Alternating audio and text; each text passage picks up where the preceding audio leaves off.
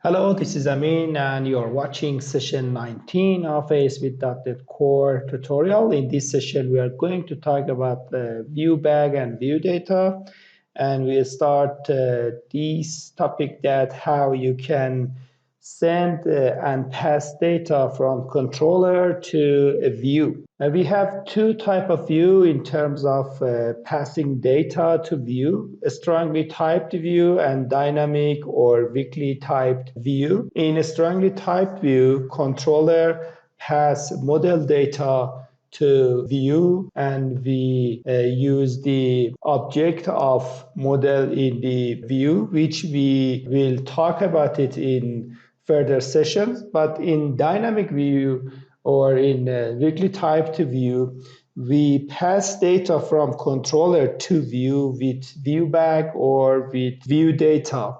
Let's see first how we can use ViewBack for passing data from controller to view. This is the example of ViewBack, and we use ViewBack and a dynamic property to store data in controller. Then we use the same ViewBag in the ViewData to restore the data that we stored in controller. Let's flip to Visual Studio and pass data with ViewBack first. This is the project that we have been working so far during this tutorial, and I'm going to cast controller, and this is cast controller, and I have a detail action method. I use ViewBack, and for storing the data in ViewBack, I should use one dynamic property. For example, here I name it cost equal, and I use cost repository and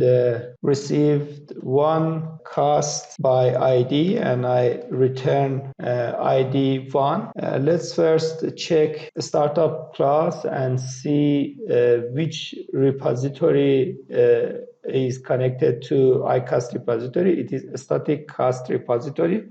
And within a static cost repository, I have 3 static data, and I want to return the cost which its ID is equal 1, this one, and I do it with this way. And also I send another ViewBag which is page title, and I dispatch the page title. Let's go to the detail view and restore these 2 data that I stored in the detail action method in cost controller. This is the view that I created for detail action method, and within H1 I want to restore the title that I stored in controller in the view. When I want to use C# and Razor Cut for switching between HTML to C#, I should use @ and then I use ViewBack, and I have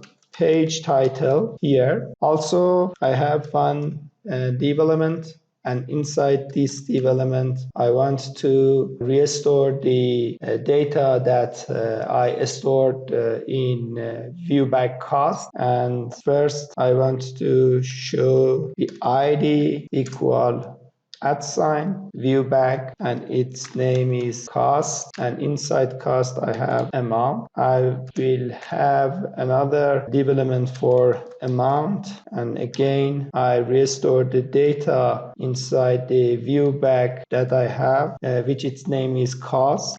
Here I should restore the ID, and inside another div element I restore category, also its comment field here. As you saw, it doesn't have any IntelliSense, and when I type ViewBack and then I put dot, I haven't received any IntelliSense and any option, and I should type the rest by myself. Let's run the project and see the result. The project is up and running, and I want to route to cost and detail. And as you can see, the page title is reflected here, and I have the cost information with ID1 here, and I transfer data from controller to view. As I mentioned, the issue of weakly typed or dynamic view is it doesn't support IntelliSense, as I mentioned, and also it doesn't support compile time error. For example, if I mention the name here with typo, I don't receive any compile time error, but when I run the project, you can see the comment information is not reflected, and I receive an error. It's runtime error, and it's mentioned within cost property, it doesn't have common field, and I receive runtime binding exception, and I receive one runtime error. That's why we highly recommend to use a strongly typed view, which we will talk about it in further session. Another type of passing data with dynamic view or with weakly typed view is using ViewData. The usage of both ViewData and ViewBack are somehow the same, but in ViewBack we use the dynamic property, but here I should use a string key for storing data. Let's flip to Visual Studio, and this time we pass data from controller to view with ViewData. I comment these two lines, and this time I pass the data to view with ViewData. And as I mentioned, in ViewData, I should use a string key for storing data. And let's do some change in detail view. I comment this part for your reference, and then this time I use ViewData.